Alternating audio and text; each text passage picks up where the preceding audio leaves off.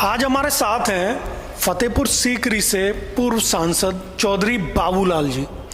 चौधरी बाबूलाल जी ने जब से राजनीति स्टार्ट हुई, राजनीति की स्टार्टिंग करने के बाद से इनका जो राजनीतिक कद था वो धीरे धीरे लेने चरम पर ले जाकर बिठा दिया। चूंकि किसान से जुड़े हुए नेता हैं तो ऐसे में इनसे ये प्रश्न बनता है कि इलेक्शन 2022 के आने से ठीक पहले बीजेपी ने जो तीनों किसान कानून को माफ करके वापस लेके, क्या बीजेपी अब किसानों में अपनी घुसपैठ बना पाएगी? सांसद जी, ये जो बीजेपी ने अभी तीनों किसान बिल वापस लिए हैं, क्या इसका प्रभाव बीजेपी को मिलेगा? कुछ असर देखने को मिलेगा कि हाँ, जो जनाधार उसका कम हुआ है वो अपने जनाधार और जो जनता में नाराजगी है उसमें कुछ भरपाई कर पाएगी क्या बीजेपी? इससे कोई खास फर्क पड़ने वाला नहीं है। 19-20 का हो सकता है फर्क पड़ जाए। ये बिल वापस होने थे तो सबसे पहले जब शुरुआत किसानों ने की थी, इतनी बड़ी जनहानि हो गई, इतने बड़े किसान शहीद हो गए, उसके बाद इस बिल को वापस होने का अब कोई खास मतलब नहीं रह जाता। किसान की गुस्सा ज़्यादा है, उसमें कम होने की बहुत कम उम्मीद है। ये जो बीजेपी सोच के चल रही थी कि जो किसान नाराज हैं, हम इस कानून को वापस ले लेंगे तो ये जनाधार फिर वापस आ जाएगा, ऐसा नहीं लग रहा? नहीं, जनाधार वापस थोड़ा बहुत फर्क पड़ेगा, अन्यथा कोई खास फर्क पड़ने वाला नहीं है। आपका कहना है कि मतलब ये जो कानून वापस लेना था तो शुरुआत में ही ले लेना था, जब आम किसानों के बीच में जब नाराजगी आई थी? हाँ, बिल्कुल नाराजगी है, इसमें कोई दो राह नहीं कि नाराजगी नहीं है। तो किस पार्टी से लड़ने की? हम बीजेपी में हैं, बीजेपी से ही चुनाव लड़ेंगे। बीजेपी से मौजूदा जो विधायक हैं उनकी भी एक बहुत बड़ी जीत रही पिछले चुनाव में, ऐसे में आपको टिकट वापसी की कितनी उम्मीद है? नहीं, वो तो पार्टी का फैसला है, पार्टी जिसको टिकट देगी। मेन मुद्दे बीजेपी के यही रहते हैं। और दूसरी तरफ एक आम आदमी जो बेरोजगारी और छोटी छोटी समस्याओं से जूझता हुआ, तो क्या हिंदुत्व दोबारा से काम कर पाएगा? नहीं, वो तो मैंने आपसे कहा ना अभी, वो तो अब वोटर के ऊपर है। हर पार्टी अपने अपने तरीका से, हमारी पार्टी भी बीजेपी अपने तरीका से प्रचार में और उसमें लगे हुए, दूसरी पार्टियां भी अपने तरीका से लगे हुए, मगर वोटर उस टाइम पर क्या करेगा वो तो सिवा वोटर के दिल को पता होगा या भगवान को पता होगा। आज का वोटर इतना होशियार है, वो खुल के किसी के सामने कुछ नहीं कहना चाहता। तो ये पहले से कहना असंभव है कि वोट क्या करेगा, मगर उम्मीद ज़्यादातर ये है कि सरकार बीजेपी की बनेगी, इसमें कोई दो राह नहीं है। आप फतेहपुर सीकरी विधानसभा चुनाव लड़ते हैं फतेहपुर सीकरी विधानसभा से और चुनाव जीतकर विधायक बनते हैं, तो आपकी प्राथमिकता क्या रहेगी फतेहपुर सीकरी के लिए? आप क्या करना चाहते हैं? नहीं, मैंने बताया ना आपको, मेरी प्रायोरिटी, मेरी प्राथमिकता वहाँ मेन समस्या पानी की है।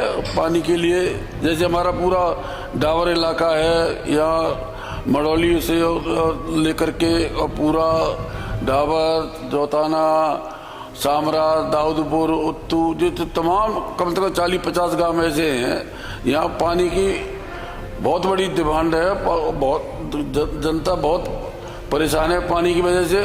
वहाँ फसल के लिए भी पानी नहीं है और उनके पीने के लिए भी पानी नहीं।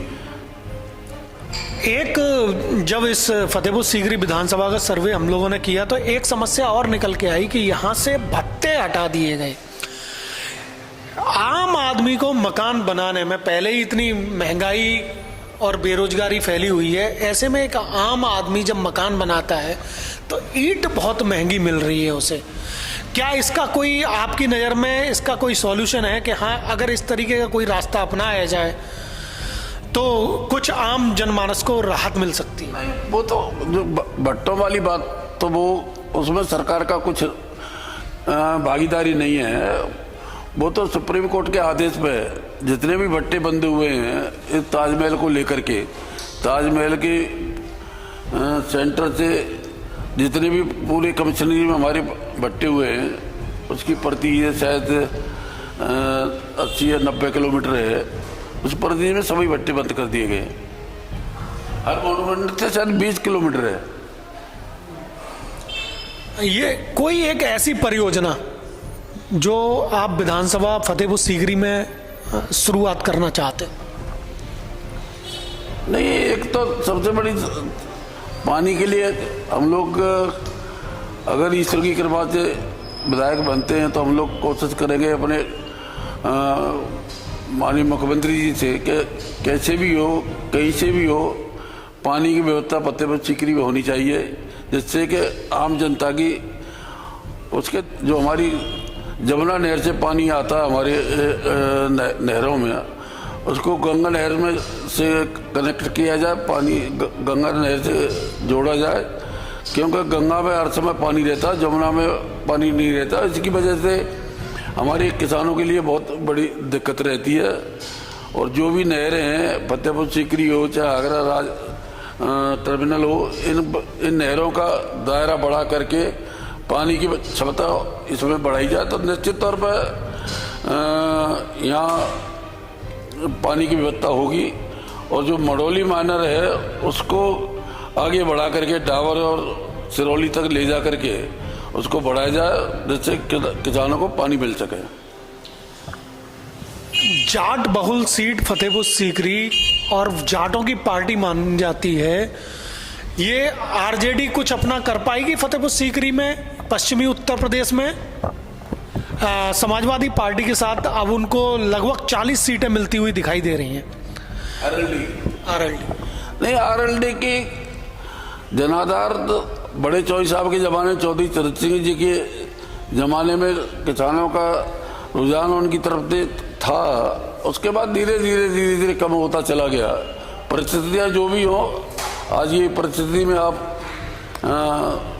कुछ कहा नहीं जा सकता, मगर इतना जरूर है कि लोकदल का वोट, आरएलडी का वोट बढ़ा है पहले की अपेक्षा। इस किसान आंदोलन से आरएलडी का वोट बढ़ा है, इसमें कोई दोहरा नहीं है, सच्चाई ये है। फतेहपुर सीकरी विधानसभा का जो आपका वोटर है उस तक आप अपना क्या संदेश पहुंचाना चाहते हैं? नहीं, हम संदेश तो यही है कि सब लोगों से मेरा तो यही कहना है कि बीजेपी को ही की तरफ रुझान रखें, बीजेपी को ही वोट करें। हमारे साथ थे पूर्व सांसद चौधरी बाबूलाल जी। आगे क्या परिस्थितियां बनेंगी और किस तरीके का इलेक्शन रूपरेखा बनके और उसके परिणाम क्या आएंगे, ये तो वक्त ही बताएगा। आप देख रहे थे मेरा खास कार्यक्रम सुनो विधायक जी। नमस्कार, मैं प्रवीण यादव और जुड़े रहिए बीबीसी भारत के साथ। धन्यवाद। बहुत बहुत धन्यवाद साहब आपके।